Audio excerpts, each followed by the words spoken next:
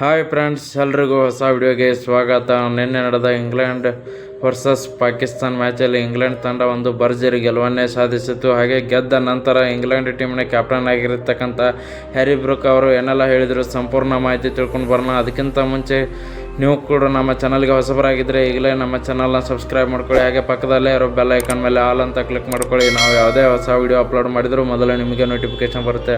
ಮೊದಲನೇದಾಗಿ ನೋಡೋದಾದರೆ Harry Brooke ಅವರು ನಮಗೆ ಟಾಸಲ್ಲಿ ನಾವು ಗೆಲ್ಲಲ್ಲ, ಪಾಕಿಸ್ತಾನ ಗೆಲ್ಲುತ್ತೆ. ಟಾಸ್ ಗೆದ್ದ ಪಾಕಿಸ್ತಾನ ಬ್ಯಾಟಿಂಗ್ನ ತಗೊಳ್ತಾರೆ. ಹಾಗಾಗಿ ನಾವು ಬಾಲಿಂಗ್ ಮಾಡಬೇಕಾಗಿ ಬರುತ್ತೆ. ಬಾಲಿಂಗಲ್ಲಿ ಚೆನ್ನಾಗಿನೇ ಹಾಕ್ತೀವಿ. 160 ರನ್ಗೆ ಕಟ್ ಹಾಕ್ತೀವಿ, 164ಗೆ.